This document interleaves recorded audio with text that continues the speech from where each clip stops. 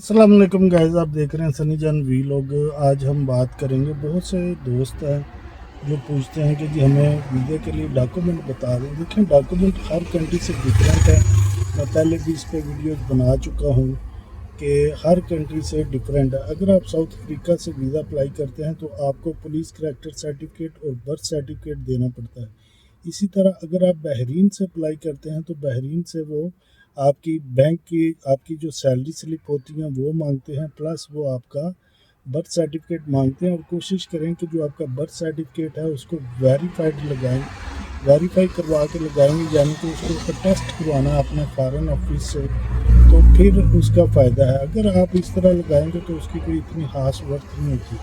इसी तरह मलेशिया से लोग पूछते हैं, मलेशिया से भी वही आपके ना 3 मंथ की बैंक स्टेटमेंट देनी होती है और साथ एम्प्लॉयमेंट लेटर देना होता है। और आपकी जो बैंक स्टेटमेंट होती है समटाइम वो आपको एम्बेसी में कहते हैं कि आप हमें खोल के दिखाएं और अपनी एप्लीकेशन ओपन करके दिखाएं, तो मलेशिया से भी वो चेक कर सकते हैं। इसी तरह मुख्तलिफ कंट्री में मुख्तलिफ सिस्टम होता है। कभी कभी तो आपको, अगर आप बहरीन में हैं तो बहरीन में भी आपको वो कह सकते हैं कि अपनी बैंक स्टेटमेंट जो है या आपका जो एप्लीकेशन है वो ओपन करके दिखाएं। और इसी तरह अबू धाबी में ब्राज़ील एम्बेसी तो नहीं पूछती, लेकिन जो मेक्सिको की एम्बेसी है वो आपसे आपकी एप्लीकेशन ओपन करने का कह सकते हैं, वो वेरीफाई कर सकते हैं। इसलिए मेरे वो दोस्त जो वीज़ा अप्लाई करते हैं इन चीज़ों का खास ध्यान रखा करें कि जो भी डॉक्यूमेंट आप देते हैं उसका आपको पता होना चाहिए। इवन के मेक्सिको एम्बेसी में वो आपकी जो लास्ट ट्रांजैक्शन होती है उसके बारे में भी पूछ सकते हैं। इसी तरह मलेशिया में जो ब्राज़ील एम्बेसी है वो भी आपसे आपकी लास्ट ट्रांजैक्शन पूछ सकती है। तो पाकिस्तान से जो डॉक्यूमेंट हैं वो मैं ऑलरेडी बता चुका हूँ। पाकिस्तान से आपको आपका जो बर्थ सर्टिफिकेट, एफआरसी और पुलिस करैक्टर सर्टिफिकेट, ये तीनों डॉक्यूमेंट आपने फॉरेन ऑफिस से टेस्ट करवाने होते हैं, फिर आपने लगाने होते हैं। अगर आप मैरिड हैं, आपने शादी की हुई है, तो फिर आप मैरिज सर्टिफिकेट लगा सकते हैं। अगर आपके पास बर्थ सर्टिफिकेट नहीं है तो आप मैरिज सर्टिफिकेट को एम्बेसी फॉरेन ऑफिस से और टेस्ट करवा के तो आप एम्बेसी में सबमिट करवाएं। इसी तरह दुबई से नॉर्मल डॉक्यूमेंट होते हैं। दुबई से एनओसी लेटर चाहिए होता है, एम्प्लॉयमेंट लेटर, जो आपका कंपनी है या आपका रुबाब है जो भी आपका है वहाँ पे, उससे आपने एक एनओसी लेटर लेना होता है जिसमें लिखा होता है कि ये बंदे को हम इजाज़त दे रहे हैं, ये छुट्टी जाना चाह रहा है, 10 दिन के लिए घूमने के लिए जाना चाह रहा है। इसी तरह कतर से भी आपको ये रिक्वायरमेंट होती है। इसी तरह और भी जो कंट्रीज़ हैं वहाँ से भी तकरीबन यही डॉक्यूमेंट है, बस थोड़ा सा डॉक्यूमेंट का डिफरेंट हो सकता है। कहीं से पुलिस करैक्टर सर्टिफिकेट मांगते हैं, कहीं से नहीं मांगते, कहीं पे बर्थ सर्टिफिकेट मांगते हैं।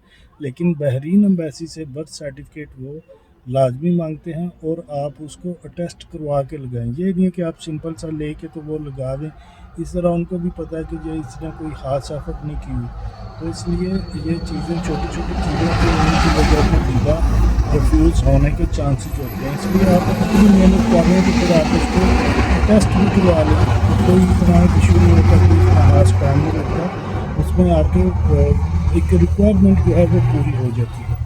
इसी तरह कोलंबिया के लिए लोग पूछते हैं कि कोलंबिया के लिए डॉक्यूमेंट, कोलंबिया के लिए भी सेम वही डॉक्यूमेंट है, लेकिन कोलंबिया के लिए वो पुलिस करैक्टर सर्टिफिकेट या इस तरह की चीज़ें तो नहीं मांगते। लेकिन अगर एक्वाडोर का वीज़ा आप अप्लाई करते हैं तो वो पुलिस करैक्टर सर्टिफिकेट आपसे मांगते हैं और उसके बाद ही आप एक्वाडोर का वीज़ा अप्लाई कर सकते हैं। इसी तरह मैं कहता हूँ कि आप पहले पूरी डिटेल से कोई भी वीडियो है वो देखा करें, उसके बाद ही वीज़ा अप्लाई किया करें ताकि आपका वीज़ा रिफ्यूज़ ना हो।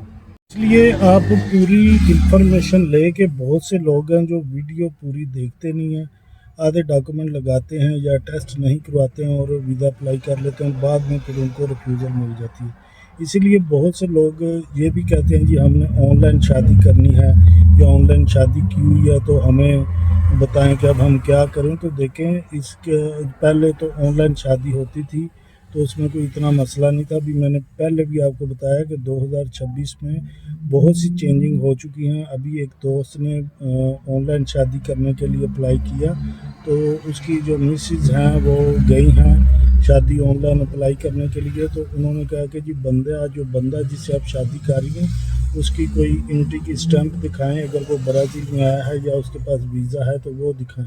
तो इसलिए चीज़ें अब बहुत सी चेंज हो गई हैं वीज़ा के बारे में भी और यहाँ की पीआर के बारे में भी। इसलिए मेरे वो दोस्त जो कि ब्राज़ील में इंटरेस्टेड हैं या आना चाहते हैं या वीज़ा अप्लाई करना चाहते हैं, इसलिए वीडियोज़ को मुकम्मल तौर पर देखा करें। बहुत सी चीज़ें यहाँ पे चेंज हैं और हार्ड से हार्ड होती जा रही हैं। इसलिए आप मुख्तलिफ लोगों की वीडियो देख के गलत इन्फॉर्मेशन लेके तो अपना जो कैरियर है या अपना प्लान है फ्यूचर को तो बर्बाद ना करें।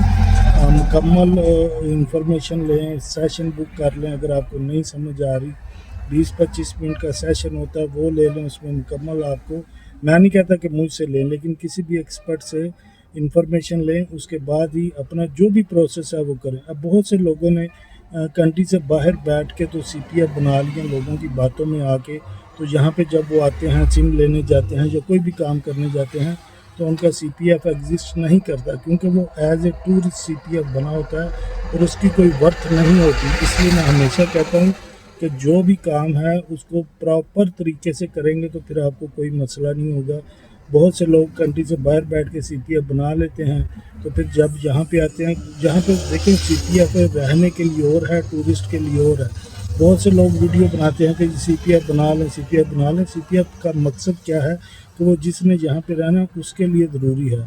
आपने एज ए रेजिडेंस यहाँ पे CPF बनाना है, वही आपका फिर आगे सारी उम्र वही आपका CPF चलता है। वो आप जो उसमें एड्रेस देते हैं, जो आप उसमें लोकेशन देते हैं, वही आपका CPF में चलता रहता है। तो इसलिए कोशिश करें, आपको इतनी जल्दी क्या है CPF बनाने की, क्या आप एज ए टूरिस्ट CPF बना लेते हैं, फिर बाद में अगर आप दोबारा वीज़ा अप्लाई करते हैं तो वैसे ही आपको पूछती है कि आपने ये CPF क्यों बनाया था, आपकी टेंशन है अभी जाके दोबारा उधर सेटल होने के। तो इसलिए जब सेकंड टाइम वीज़ा लेना होता है तो इसमें भी मुश्किलात पेश आती हैं। तो ये छोटी छोटी चीज़ें हैं जो बाद में जहाँ पे अभी लोग फेस कर रहे हैं, जो मुख्तलिफ अपना वो सोचते हैं कि अब हमें 2-4 महीने हुए हैं और वो समझते हैं कि उन्हें हर चीज़ का पता लग गया। तो ऐसा नहीं है भाई, कोई भी कंट्री है उसका लॉ, उसका कानून समझने के लिए टाइम लगता है। जो लोग पुराने होते हैं उनको हर चीज़ का पता होता है कि कौन सी चीज़ और कैसे आपने करनी है। तो इसलिए आप कोई भी ये जो फेक वीडियोस होती हैं या लोग सिर्फ व्यूज़ के चक्कर में वीडियोस बना देते हैं और आप उनको फॉलो करते हैं, तो फिर आपको उनमें बाद में प्रॉब्लम होता है और बाद में फिर उसका कोई हल नहीं होता। जब आप एक काम गलत कर चुके हैं तो उसको सही करने के लिए फिर टाइम भी लगता है, आपके पैसे भी लगते हैं और परेशानी भी होती है। इसलिए मैं हमेशा कहता हूँ, अगर आपको प्रॉपर इन्फॉर्मेशन चाहिए तो आप किसी भी एक्सपर्ट से सेशन बुक करें, कोई मसला नहीं है। आपका 100, 200, 300 लगता है, आप वो लगा के प्रॉपर इन्फॉर्मेशन लें, ना कि आप बाद में परेशान हो। तो इसलिए मैं हमेशा वीडियो डिटेल से बनाता हूँ और उस कोशिश करता हूँ कि उसमें मैं आपको हर चीज़ के बारे में बता दूँ, लेकिन वीडियो आप पूरी देखते नहीं, फिर बाद में जब आपको प्रॉब्लम होती है फिर आप लोग कहते हैं कि अभी हमें अभी करके दें, आज ही हमें रिप्लाई करें, आज ही करें। तो इसलिए मेरे भाई, गुस्सा करने वाली बात नहीं है। आप लोग प्रॉपर तरीके से कोई भी काम है वो करेंगे तो फिर आप सही रहेंगे। Thank you.